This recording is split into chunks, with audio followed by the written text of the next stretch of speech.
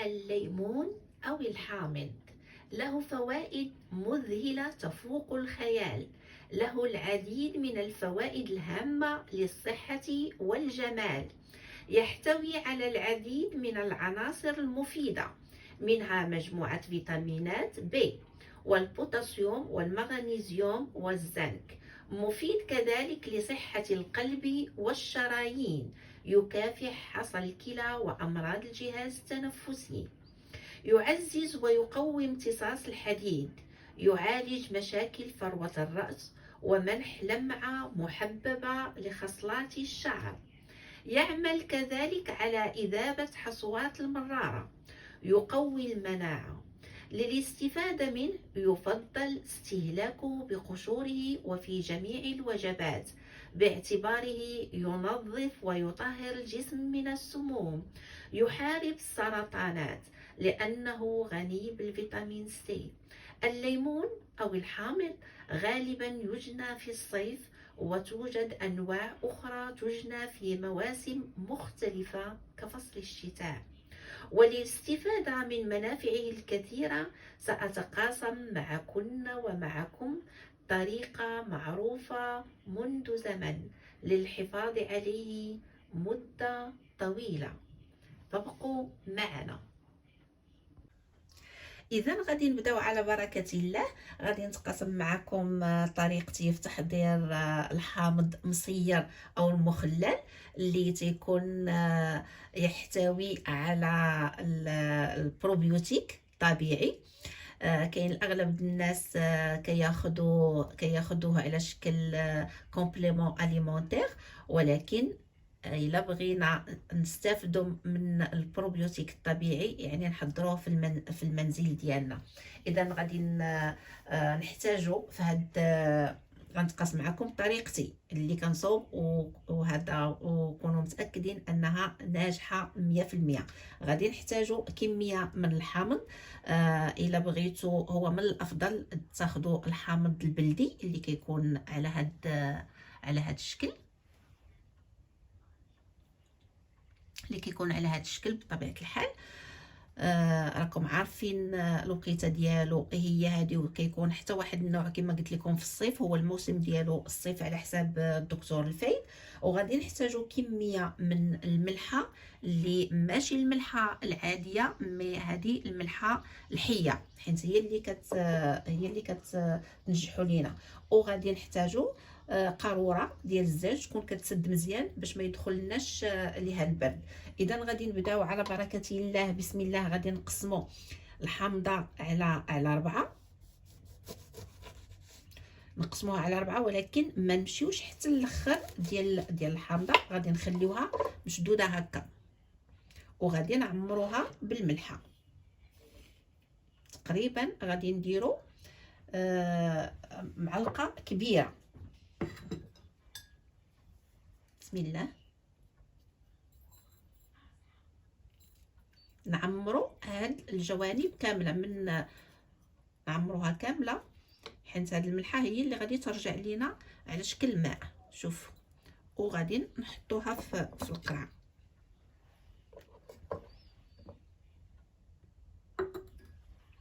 نقطعوا الثانيه نفس الطريقه.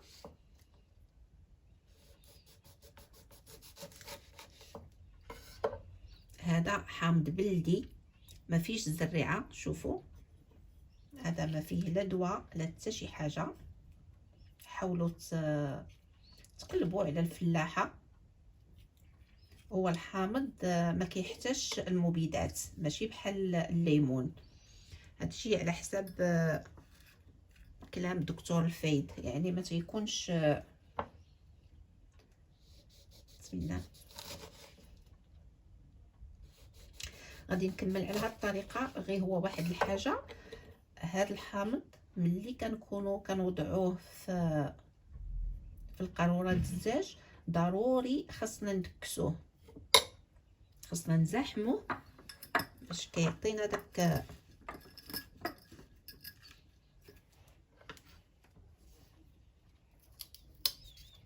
الحامض. نغسلوه الا كنا شاكين فيه يعني غادي يكون فيه الدواء، نديروه في وسط الماء ونزيدو معلقه ديال البيكربونات دو السود.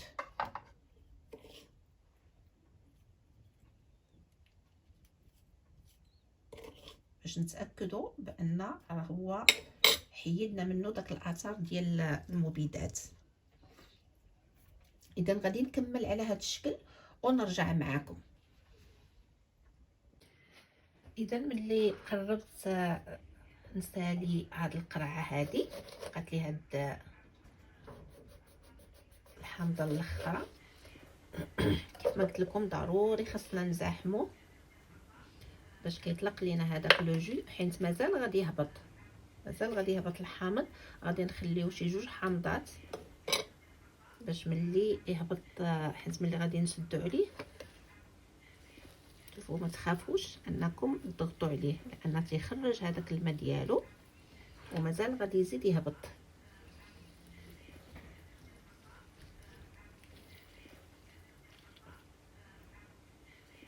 نتوما شوفوا لو جو ديالو، حيت هذا هو اللي غادي يحافظ عليه. اذا غادي نسد القرعه ديالي. كما قلت لكم القرعه خاصها تكون تتسد مزيان.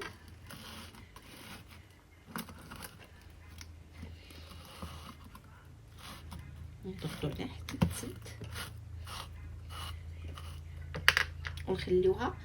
غادي الا ما كانش كدوز لكم يعني هذا لو جو يخرج، تكون الغطاء محكمه بالاغلاق، ممكن انني نديرها على الغطاء ديالها باش غادي يهبط ليا هذاك بحال هكا، ونخليها حتى غادي هذاك الحامض غادي يولي بحال كيرطب شويه وكيعطي شويه ليسباس، كيخلي شويه هذا باش غادي نزيد الحامض. شفتوا؟ غادي نخليها اذا هكا وغادي نكمل الحامض اللي بقى ليا في القرعه الاخرى ونرجع معكم. اذا ملي كملت تقطع وتستاف ديال الحامض ديالي كيجي على هذا الشكل 2 كيلو تقريبا ديال الحامض عطاتني هاد 2 قريعات. شوفوا ملي كنضغطوا عليهم، شوفوا الماء فين كيوصل، ماشي الماء ما ضفنا حتى شي زعما شي سائل، ولكن هذا لو جو ديالو شوفوا فين وصل ومازال غادي يطلق، حيت يقدر يغطي لينا الحامض مع الملحه، وداكشي الملحه حتى هي كتحول لسائل وكيولي واحد العصير هذا اللي ممكن اننا كنستعملوه في الشرموله ديال الحوت، كنديروه في الطاجين كنملحو به. انا شخصيا ما كنديرش الملحه في الطاجين، كنملح بهاد لو جو اللي كيبقى. اذا غادي نخليوه بحال هكا وغيزيد يتقلص لينا الحجم ديال هذا، وغيولي عندنا واحد الفراغ اللي ممكن غادي نضيفوا الحامض. فاذا غادي نخليوهم على هذا الشكل وغادي نتقاسم معكم المخللات اللي كنت صوبت في الصيف. هذه المخلل ديال الملوخيه، شوفوا كي باقا بالحامض، وهذا مخلل ديال السلويه محكوك، هذا كيدار مع لا سلطه كيجي رائع. هذه انايا حالها ديجا، غادي يبان لكم ان كنغطيه بالورق ديال الكرمه، هذا كيحافظ عليه. شوفوا كي كتجي المخللات، بسم الله، كتبقى حتى العام الى احترمتوا فيها القواعد ديال التخليل. هذه راه من الصيف يلا حليتها، ماشي حليتها كلينا منها. كتجي خضر مخلله ملحه غنيه بالبروبيوتيك الطبيعي. شوف كي باقا، هذه ما طيبه ما حتى شي حاجه، غير ممسوحه مغسوله ممسوحه ومحيدين لها داك الرويس. ولا بغيتوا الطريقه ديال التخليل ديال الخضر، نخلي لكم الرابط ديال الفيديوهات في صندوق الوصف اللي مهتم. وكونوا متأكدين أن هاد الخضر المخللة يعني عندها منافع كتير على الجسم ديالنا، وكنتفاداو يعني المنتوجات اللي كتباع في المتاجر الكبرى واللي كتكون مضاف لها المواد الحافظة. إذا دمتم في رعاية الله وحفظه.